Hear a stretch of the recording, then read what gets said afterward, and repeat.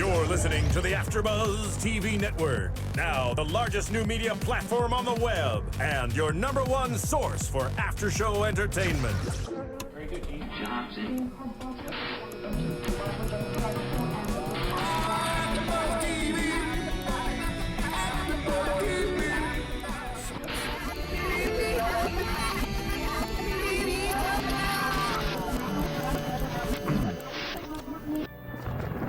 Hey guys, and welcome to Game Control Rewind as we discuss and talk about Tomb Raider, doing a Tomb Raider rewind, because I don't know about you guys, but this is actually still one of my favorite games of the year, even into right now, if not actually my favorite game of the year. I haven't played Last of Us yet. Okay. But before we go ahead and jump into it with this awesome title screen music, let's go and introduce John Quick on the panel this week. Hello, everybody. How you doing? I'm finally out of the booth, wearing pants now, and I'm actually upset about the fact that I have to wear pants. We actually had to yell at him. We're like, John, put on your pants. Put on some goddamn pants. Man. I just, I come here in pants, but I take them off immediately when I'm in the booth, and I just start rubbing my naked ass over everything. How you doing, Steven? So next to him, Patrick Dees. I think you look great in pants. Thank you. By the way. Thank you, sir. Patrick Dees loving the pants. Yeah, I'm loving the pants. I would be a little bit more uncomfortable if there weren't pants right now. And next to me, Kaori Takee. And I'll be honest, I'm not wearing pants. Who's not wearing pants. Okay. I had to glance down. Not wearing pants. She is wearing a dress before anybody gets any pervy thoughts. Okay, that's a careful distinction. And I'm Dave Klein, maybe wearing pants. You can't tell from this angle. You'll never know. Never know. You'll never know. Never And know. in the booth with us today, Stephen Lemieux. Hey, Steve. Hey guys, how we doing today? Good. You're doing some good because we're talking some Tomb Raider. So let's go ahead and get started, because I think the first thing that I do want to talk about is the gameplay of the game. And obviously, I do have to mention that, guys, we're going to be spoiling the hell out of this game. So if you haven't played it, maybe you shouldn't be watching, or you should just enjoy listening to our voices, like John's voice. Yeah, but better yet, you know what you can do? You can call in at 424-256-1729. Nice catch there. 424-256-1729. We got Rachel Steiner. What a pro. Rachel Steiner on the chat saying, wait, what is this madness? John is out of the booth? I know. It's really odd for me sitting This is next to him. I hear his madness. voice and I instantly go, oh no, you're over here. Yeah. But I want to talk about the gameplay first, because they really switch it up constantly throughout the game, which I found pretty interesting. But for me, I don't know about you guys, but I found the first hour of Tomb Raider to be the best hour of Tomb Raider, which is it was really a survival horror element at the beginning of Tomb Raider, and then it becomes much more of an action game. Yeah, you felt like the desperation and the inexperience of Lara Croft in that first hour of gameplay. Like you had it. Like you felt like you were thrown into this thing. You're way in over your head, and that especially that scene where you're there and you have to take out the wolves with the bow and arrow. That was panic mode. No, it was. That was probably the best. I couldn't disagree more, as a matter of fact. Yeah, so I'm going to go ahead and say I think the first 2 hours were the worst 2 hours of the game. I'm with you. Yeah, so I thought they were interesting, and I thought it was exciting, but from a gameplay perspective, I actually thought they were terrible. It was mostly QTEs, and I felt like I'm not to the point where I almost put it down, but I kept hearing universally how amazing this game was, so I kept through it. I don't remember that many QTEs. Because there's the wolf moment that John was talking about, which was the first 2 hours, and that wasn't QuickTime events. That was all you and the bow, and you're like, crap, I can't kill this wolf. It goes Matrix bullet time on you, but it's not QTE. I think about the time where what's her name disappears, when you have that camp and you wake up in the next morning and I'm spacing her name, but she's gone. Sam. Yeah. Oh, yep. When Sam disappears, then it really opens up. Yeah. I've got notes that I've just chosen not to read for some reason. I disagree with these two, saying that the first hour or two was the best of the game. I think the best was towards the end, when I knew exactly how to use everything, what to do, and how my weapons were stronger and everything, and then the gameplay was so much I think that just shows our difference in gameplay styles. Because for me, that first hour, it was scary, and that's what I enjoyed about it. It was everything was I don't know what this is, and that's frightening to me. And when you first go into the very first cabin and you're climbing down, I was just I had this premonition of this is not good. I don't want to be going through this cabin. Yeah. But then 2 hours into the game, I felt so assured of myself and everything. I felt like I could blow through everything. I was like, man, nothing matters. You're killing waves of enemies left and right.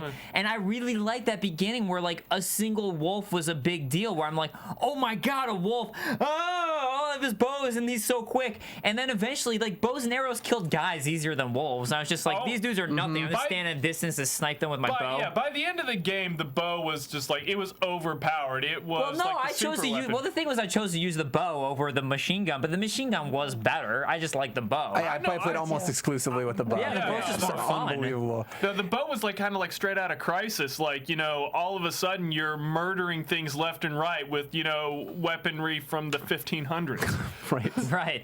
But I think that the key here, though, and one thing that I do think they did a good job of in Tomb Raider with the gameplay was constantly moving it forward and switching it up. And it was almost to the point, I was talking to John about it at a different time while I was playing. I was like, man, it seems like they're almost just moving it forward too quickly, because by the time I got the handgun, I was like, I already got the handgun? Wow, I can't believe I already have a handgun. And then all of a sudden I had a machine gun. I'm like, I already have a machine gun, but I just got the handgun. I was almost amazed by how quickly and the pacing of it was with the gameplay and switching it up.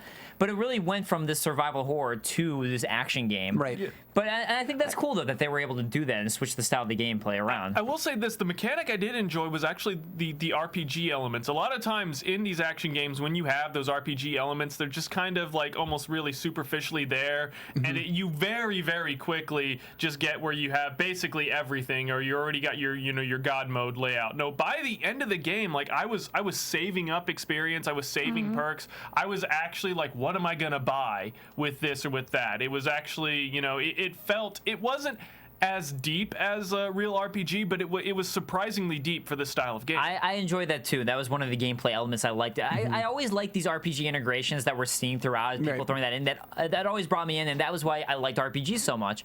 And I do want to throw out that Lions fan agrees with you, Patrick, and Kaori. He says the graphics were great on the game, don't get me wrong, but I agree with you two. He lost interest 1 hour into the game, still waiting to see if I want to finish it. And I'm kind of surprised because, like, at least talking to John, I was like, this is the perspective, because John was the only person I talked to. Sure. So I thought these were the only perspectives of just thinking that the first hour was the best hour of the game. First of all, finish the game because it's fantastic. Moment to moment, this has been my favorite game of the year. Is it the best game of the year? Well, we could debate that for a long time, but moment to moment, I loved the gameplay. I think the reason that the first hour, I still loved it. So don't get me wrong, because this game does a masterful job of communicating to the player the emotional state that Lara's in. Yeah. I mean, unbelievable. You know that she, especially during that first hour, she's scared. They have these really subtle idle animations where she shivers and she's cold. I mean, it was really magic to a degree to seeing just how alive she was. No, and that's true. And all those moments too, I think, are what made it so frightening too, is because you feel so vulnerable and weak as Laura at the beginning, and as she comes into her own, outside of the gameplay perspective, where you feel like you come into your own as well with her, you see physically and visually how much she has shifted and changed. I think throughout the whole entire game, she's kind of the scared Lara, and you don't really... to a degree, but she gets empowered. I think that's what was amazing about this game was, imagine that there's a game with an actual character arc. This is really a game about her journey going from scared, naive archaeologist to superhero. And I loved that fan service moment at the end of the game where she's got the two pistols. It was I enjoyed that she didn't get the two pistols until the end of the game, because that's her most iconic weapon throughout the entire series, especially like you're always using that, especially since it never ran out of ammunition. Yeah, pretty much. So do we feel like, so based on that moment, how do you guys feel the next one's going to be? Because I'm interested to see, because that seemed to be, there's a tonal shift when she gets those two guns. It didn't feel like the rest of the game. Do you think the next one's going to be less like oppressive and more just back to form Lara kicking ass and taking names? I feel like we saw snippets of what it's going to be throughout the game with the rating of the tombs that they threw in there with the puzzles. I think it's going to be a mix of that and the high action set pieces. And I think just the whole survival thing that I love so much at the beginning, we're not going to see any of. Yeah. That would be my guess.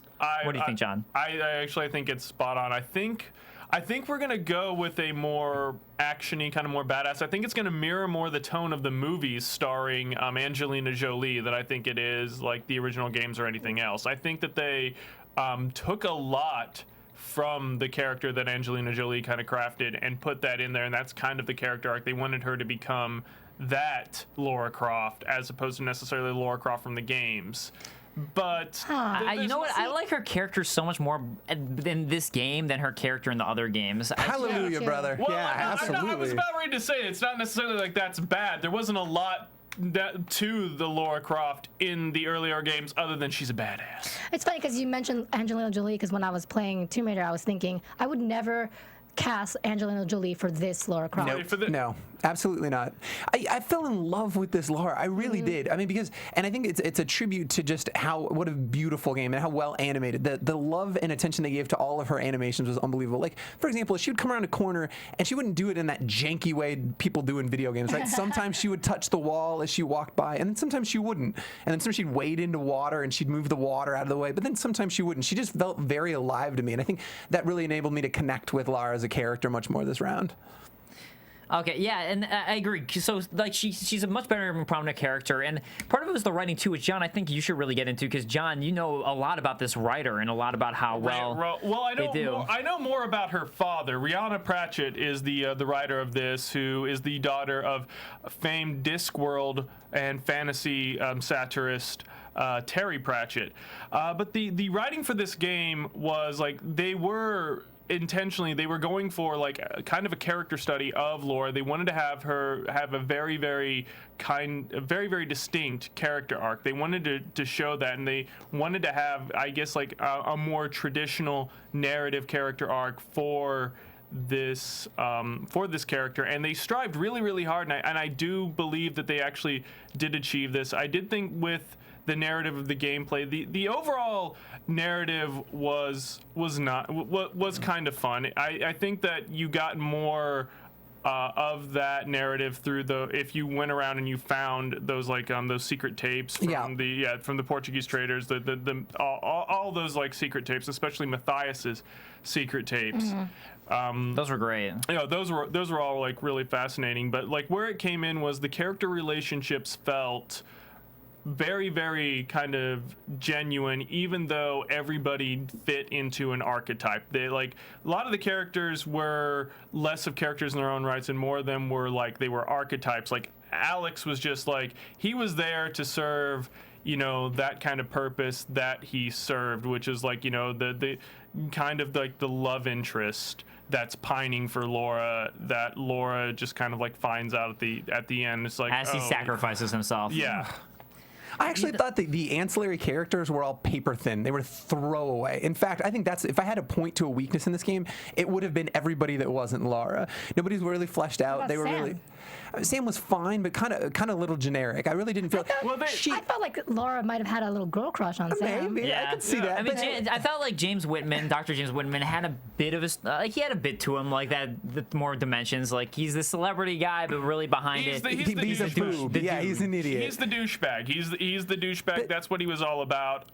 Conrad. I like Conrad. I mean, he's that traditional teacher character. The mentor. rest of the characters were archetypes. They were archetypes there to serve a purpose, which doesn't necessarily like make them bad, but as Patrick says, like you could easily view them as paper thin because there's not a lot to them other than being their archetype. Well, but that's where I think like this game draws inevitable parallels to like Uncharted, and while I think this is ostensibly a better game, Uncharted has that way better like rogue gallery, right? And so I don't know. It would have been nice to have her have like foils that she could measure herself against, but it was fine. It worked. It's still reassuring. It was fine. It was fine. I mean, Yeah, and I should point out, actually, Grant pulled it up on the chat, but I actually wrote a review on it for Nerdluster, which is Grant's website. I give it a 95. I really like the game. Okay. Clearly. But I had a blast with it, and part of it was the story element of it. And one of the things that Tomb Raider always does that they did here was they had this supernatural element. And I enjoyed it in this game. I thought they did a good job with it, even though, it's kind of typical. It's kind of King Kong-ish. But you questioned it the entire way through. Like, it was like a slow kind of reveal that yes, supernatural nonsense is going on. Like it wasn't very like, of course you knew that it was going to be there because it's a Tomb Raider game, but they didn't make it blatantly obvious until later. Right, it wasn't so in your face, and as things are switching up, you're like, wait, why is it winter up here? But you also kind of think like, well, I'm on this crazy island, maybe it's just like, okay, maybe it's like I'm high up enough that would be wintry up here. Yeah. But it kind of like, it slowly starts to reveal that as like all of a sudden the ships are always getting destroyed as they go out. And I like this supernatural story. Sometimes they can go too crazy and too weird when you get into this stuff, but I like that. I'm like, you know what? I kind of enjoyed this element of no one can get off this island. I thought it was fun. I thought it was cool. I actually enjoyed it. Especially the way they tease you. Is it or isn't it? Isn't it or isn't it? Isn't it? And then it is. But I do want to go back to the action gameplay really quick, because for whatever reason that reminded me of Shantytown. I think Shantytown was the one moment in the game where I slowed me down, where I was like, I don't know about this action when I got to Shantytown. Really? That was the one moment. Because I think yeah. it was also all the crazy crap that Laura was surviving, because she just survived, like, going down in the raft. I think that was when she was rafting down. And, like, getting hit constantly, where you could get pulled through the body and Beat completely, to utterly. shit. Yeah. And then she, like, gasping for air, she, like, gets up and, like, gets some medicine. And all of a sudden, she's in Shantytown with the giant action set pieces, killing everybody in this shit. Especially after she like cauterized her wound shut, and she said it's like, I need to get medicine or else sepsis is gonna set in and I'm gonna have this infection. And I don't think she actually found the medicine. It was like a last resort. She heated up an arrowhead and cauterized her wound, which I mean was badass moment, but it was still like that was kind of the part that of kind of the narrative that I didn't like, because on one hand they presented like they wanted to show like very, very gritty and realistic, but on the other hand Laura was surviving stuff that by all rights should have just murdered her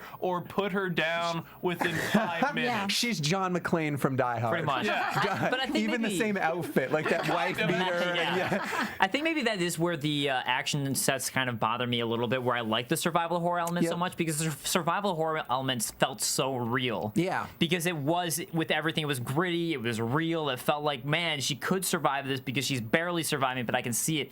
And then when it started getting to these giant action set pieces, it just kind of, I mean, yes, it's a video game. Yeah. I know it doesn't have to be believable, but I enjoyed the believability one of the with beginning. The communications tower fell, and then she like leapt from it and did like, you know, the whole land and roll, and then therefore she's fine. I'm like, no. It was moment to moment to moment. That would have It was constant. snapped her knees and ankles. But that's like from the very beginning. And it's like video that. games. We Yeah. suspend disbelief, right? Yeah, I mean, I'm with But you. I was enjoying that I didn't have to as much at the beginning.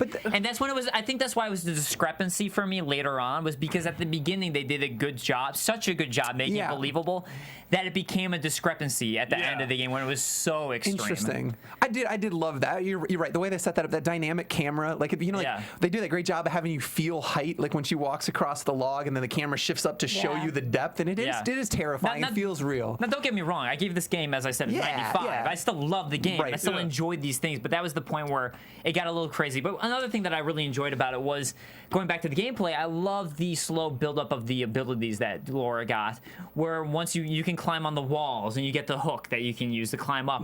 And I really like that, is because I love the open set pieces where you have this set and the environments and the way they work the environments. Not only were they gorgeous, but I like that they had this. They were. They were beautiful set pieces. Gorgeous. But beyond that, not only that, but they had it so you can re-explore them as you get new abilities, and it opens up the set pieces even more. And I love when games do that, and they allow you to re-explore, and you can go ahead and find all these collectibles with these set pieces that open up even more, as you can now climb, you can now do these various things. So I like that about the game. I loved it too, and I think maybe the answer is be better at games. But I would see areas that I clearly knew that I had the opportunity to get to eventually, but I would sit and try and get there for hours and then just give up, be like, all right, I'll come back. I thought, you know, to your point, the traversal in this game was just, I mean, artful. It was so subtle. There was just like these subtle clues in the environment. Like white was the clue that you could climb a certain area, and it's I mean, a truly HUD-less game. So they had that immersion was just real thick. I was impressed across the board. And here's another key to point out too with the environments is, as you revisit them and time progresses, at first it's raining in areas, and then when you come back, it's not. At first it's nighttime, and then it becomes day. And they do a good job showing these lighting elements. And again, also taking away from that survival horror, because in the very beginning everything's raining, very survival horror-esque, very scary. It's nighttime, it's scary, it's raining. And then as you come back and revisit that set piece, that exact same set piece later on, it's daytime, it's nighttime. That area that used to be very frightening is all of a sudden friendly and warm, and it's not as scary anymore just because it's not nighttime, just because it's not raining, and because you feel like a badass and you've already explored that area. Oh yeah. But they did do a good job with that. I kind of like how it follows like one of the, and I think this is the hallmark of, because Pratchett does this a lot, so now I think Rihanna definitely picked it up from him. It's like when after your hero has gone through something that should have murdered them, immediately force them to go into another one that will almost murder them. Because there was like several times. Oh, constantly with Tomb Raider, constantly. Like there were several times that I was going through, and like it was like immediately it's like I just got out of these caves, and then I go down and I talk to the beach camp where, you know, Reyes is being kind of a hostile dick to me, and Alex is being a dumbass, and then it turns out that we can't do anything until you go to this one place and do this, and it's just like, fucking seriously, I just survived this. I'm covered in mud. How about you send the giant Maori motherfucker over there? Yeah, that guy. You assholes do something. I'm lucky to be alive right now. That was pretty amazing, the writing, how they're just like, man, I can't believe you would do that, Laura. And you're just sitting there like, do you know what I've been going through? Any clue? Do you realize what I'm doing for you guys? So and then you like that other part, like after you come back from that, then you got to climb up this big ass cliff, and once you go to the cliff and you complete the mission objective, and then everybody's dying down there because you're not there to apparently save them. It was like, really, like, you know, but it was like you felt like a complete badass, despite the fact that you were a 5'0", like 100 like girl, basically, just running Holstead through this, just capping everybody left and right. Like, you shouldn't have felt like, it was kind of like those games, like, you shouldn't have felt as awesome as you were, considering like who your avatar was, but you did, because like you believably saw Laura as kind of this unstoppable badass. Well, yeah, because that's like, I mean, it's also like the abilities that she'd already learned and trained from that they do, like with Conrad giving you that climbing tool, where he's like, remember how we did this in the past?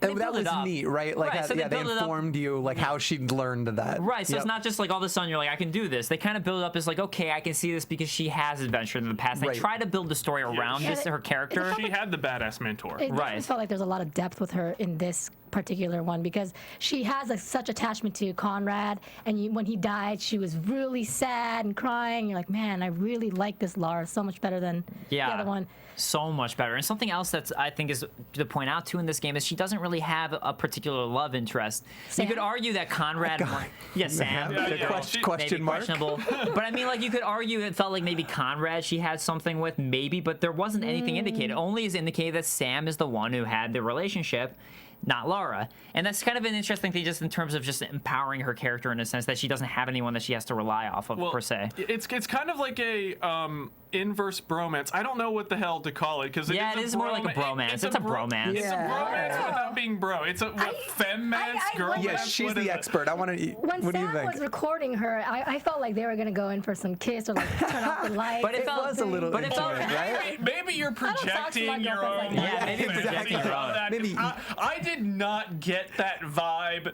that maybe when the camera was off, they were doing a little something extra in their cabin. I didn't see that. I got the vibe that maybe Sam was into Laura a little bit, but I never got that Laura was into Sam at all. Or maybe Carrie was into Sam. She's like, no. Well, Sam was like the filmmaker. That was like her whole thing, and she wanted to record Laura because she was just like, you're gonna be big. It was just kind of like she was waiting to get her big break, and she was gonna totally ride on Laura's coat. I did enjoy that playoff of like, let's underhand everything James Whitman's doing because he's a D-bag. That they were doing. Back to Sam and Laura, like Laura, it also kind of felt like Laura was so attached to Sam. She didn't care about any other character other than Conrad, but Yeah. So I just felt like part of the whole goal was to save Sam, her love interest. So I'm kind of convinced that they had something going on. So what did you guys weigh in on the gunplay? I mean, I know you said the action at moments was maybe a little too much, but did it feel mechanically sound to you guys?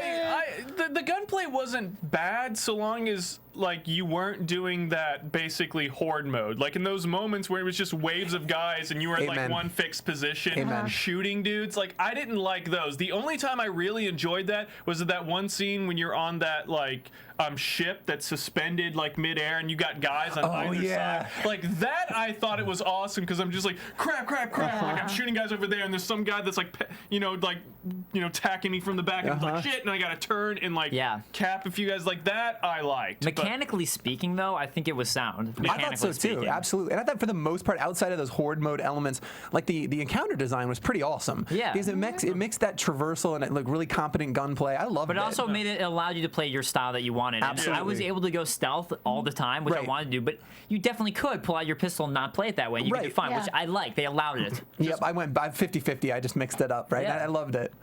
And then it makes that traversal there too, right? I You can started pick some mixing up guys just off. for achievements. Yeah. I was like, well, I need this achievement, Blow so 50 dudes up. I guess I'll start using my machine gun a little bit more when I really want to use the bow and arrow the entire time, or the pistol. I liked setting guys on fire with the bow or Amen. blowing That them was up. amazing. I love bow and arrows. But you also get all those attachments with the guns too, which they did a good job. Again, that RPG mechanic that they use of getting experience and using those to level up your guns. And I thought they did a great job with that. I thought, again, mechanically it was very sound. I thought they did a great job with it. Did you guys unlock a lot of the melee finishers? Oh yeah. Oh, yeah. Okay. Did you use them? Yeah. They were amazing. The one thing I did actually brings me to the one thing that I really wanted to talk about with this game: the death animations for Laura.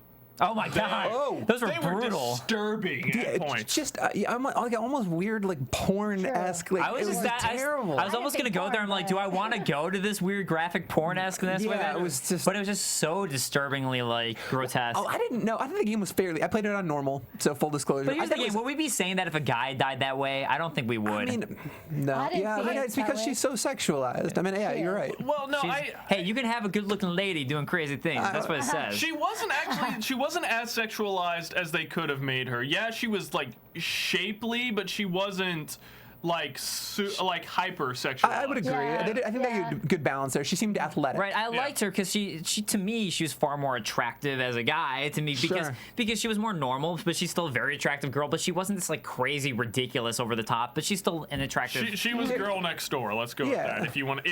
And you know what? If you have characters like Nathan Drake who are sexy guys, you can have sexy girls Yeah, sure. leads too. There's no problem with that. But Kara- she was a more normal, sexy girl. Yeah. Kara, as a woman, how did you feel they balanced that? Was it did they hit it? I was like, girl power. right on. Okay. She's a total package. She's awesome. She's strong. She does all these things that I would love to be doing. Very cool. Yeah. Okay. That I'd love to be doing too. Yeah. I mean, she's doing things I wish I could do that too. Thing is, I think you actually could do a lot of these things based on your breakdowns. Okay, so from parkour and stuff, I can do some of it. I think you could. I don't know about like surviving like the raft scene and not getting a pole stuck through me, or like the hang gliding scene. Can we or talk the about plane crash the scene? very beginning when she falls down parachuting? that pit and that thing goes Yeah, straight through her, and they just never address this the rest of the that's what I was game. thinking, too. That is a fatal injury. Yeah. They just ignore it. You just see a little blood patch the rest of the game. Well, I'm like, that- she was impaled. No, she wasn't like she had like it went through like it looked like just a flesh wound. It looked like it just I went through started the playing skin. it again didn't go. yesterday, and it totally looked like a deadly wound. Right.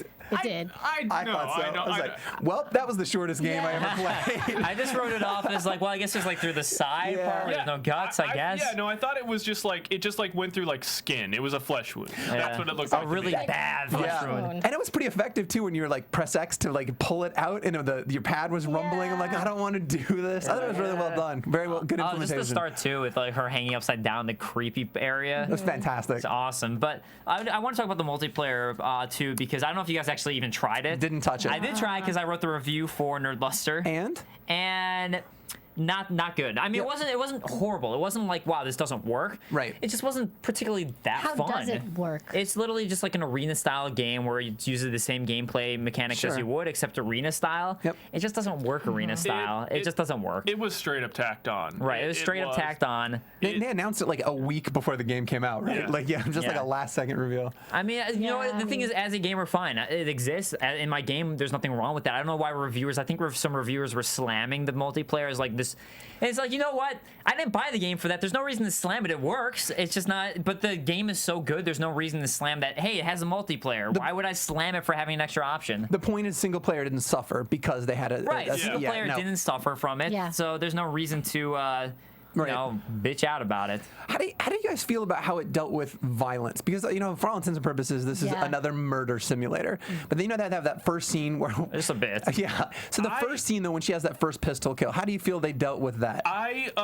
Her initial reaction was good. Like it was kind of true to how a lot of people, when the first time they hurt or kill someone, like how they go through with it. It was the aftermath. She readily talked about it. Like right afterwards, she readily talked about it with Conrad. If she was really like as broken up as you saw her in that scene, she would be doing everything within her power to not talk about it, because she would just immediately go into her mind and relive it, and she didn't want to do that. So her being able to talk about it afterwards was what bothered me. This is where you know John No, Quist's see- a writer. Yeah. Oh, interesting. All right. So see, actually, I'm the polar opposite. So if something traumatic happens to me, I get emotionally bulimic. I want to tell everybody about what just Yeah. happened to me, Well- and that's how I feel better about it. That's how I am now too. I used to be that way where I would hide and try and shove it away, and Right. now I'm like I have to like vomit everything Yeah, out. so- Well, yeah, this guess what like, happened to me? Eventually, she would do that, but like after like an experience like this, like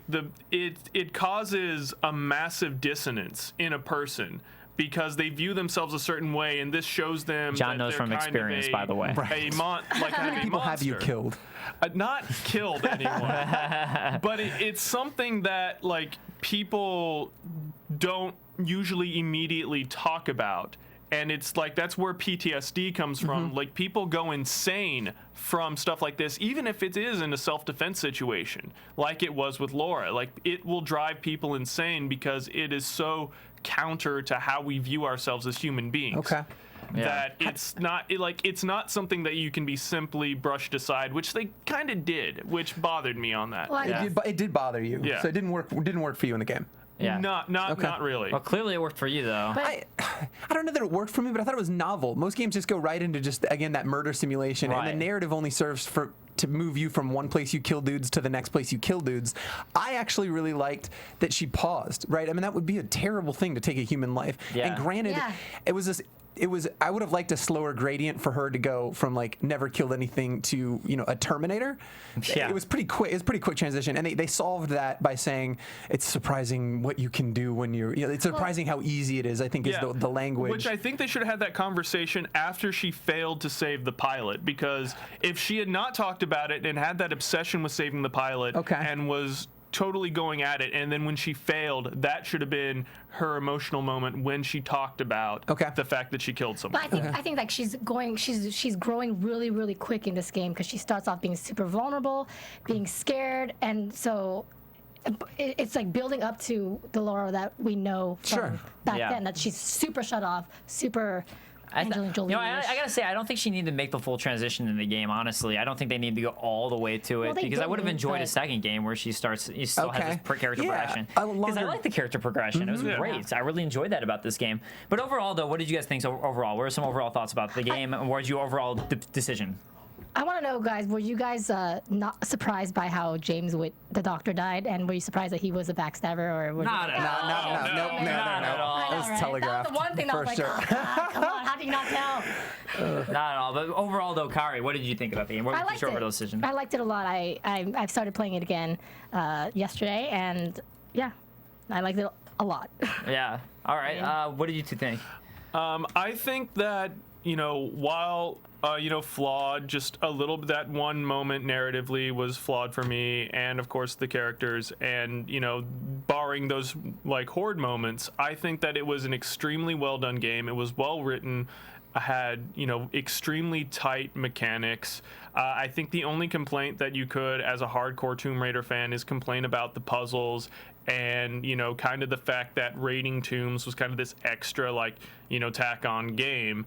I liked part the of it. tombs. I thought the puzzle, they were kind of Yeah. fun. I agree. Well, yeah, but it was just like you're playing a game called Tomb Raider, and you only really are raiding tombs and collecting artifacts kind of as an afterthought. Like, I can get the complaint, but, You're playing the game Tomb Raider because she is the Tomb Raider. yeah. Well, But she's not doing any Tomb Raider. yeah, Well, but you could that's say the point. overarchingly, she solved the mystery of the island, the tomb of the island. So I mean, Exactly. if you have to look at it at a bigger scale. You can get to that, like, but I can see where hardcore fans of the series like have that complaint. I understand it, but I think that overall you couldn't have asked for a better relaunch for this character, for this franchise. I think that this is an excellent game, well worth your money. Go out and buy it. All right, Patrick. I thought the game was phenomenal. I was really just blown away. I didn't anticipate the level of polish on this game, and I stand by the fact that moment to moment, this is the funnest game I've played all year, and maybe several years. I mean, maybe since Batman Arkham, but I thought it was incredibly polished, immersive experience. Mechanically, it was super sound. I loved the gunplay. Narratively, I think it was it was adequate. It was sufficient. Right. But it has me excited about the future of the franchise. I mean, like to your point, it's the best case scenario for a reboot. Yeah. It was amazing. And and I don't know if you can slide it so much on the narrative side because of its genre. It follows the action conventions, like basically to a T. It doesn't. It's very much a genre piece in that place. Okay, yeah. I'm not slamming. It's an outstanding game. So, Yeah. And I love the fact that she's a woman. Yeah. No, I mean, some girl power there. And again, from my what I said, I mean, if you go to my Nerd Luster review, I gave it a 95 out of 100. I thought the game was fantastic. And honestly, at this point, I still haven't played The Last of Us, but it's still, I mean, played a lot of good games from this year, and it's still my game of the year at the moment. I had, as Patrick said, moment to moment, the most fun with this game. And for a game, you want to have fun a lot of times. That's the goal. I thought the gameplay mechanics were spot on. I think it maybe progressed a little bit too fast from that survival horror element I enjoyed, but apparently people like Patrick and on the chat, Lions fan, didn't enjoy that as much. But it progressed very quickly, but sometimes you need that progression, and I enjoyed it. Narratively, I enjoyed it. Gameplay-wise, I thought it was just, as you guys said, you couldn't have asked for a better reboot for Lara Croft. Amen, brother. Absolutely. So, guys, that wraps us up our Tomb Raider Rewind. Next week, we're going to have a Dishonored Rewind for you guys. So if you guys played Dishonored, definitely check out next week's Dishonored Rewind. We're going to talk about that. And thank you guys so much for joining us. We hope you had fun. Check us out on Twitter at GC_Rewind, or go to our YouTube channel, Game Control Tube. If you want to come in on the live chat, join us on the live chat. That's 1 p.m. Pacific time every week on Saturday for Game Control Rewind. Make sure to check it out. Once again, guys, I'm Dave Klein. You can find me on Twitter at @TheDaveKlein. That's Klein. You can find me at KAORIOUS Kaorius. And you should follow her because it's fantastic. You can find me at P to the D's, DEES. And you can find me at @NowQuick. And also in the comments section, you guys, just if there's a particular game that you want us to do, absolutely. Yeah, definitely shout out and let us know what games you want to hear us do. And definitely come on the live chat too and chat with us, but we will read off your comments. And call in, please, by all means. Yeah. Excellent. So guys, we will see you next week. From Bing.com, executive producers Maria Menounos, Kevin Undergaro, Phil Svitek, and the entire AfterBuzz TV staff, we would like to thank you for listening to the AfterBuzz TV network. To watch or listen to other after shows and post comments or questions, be sure to visit AfterBuzzTV.com. I'm Sir Richard Wentworth, and this has been a presentation of AfterBuzz TV.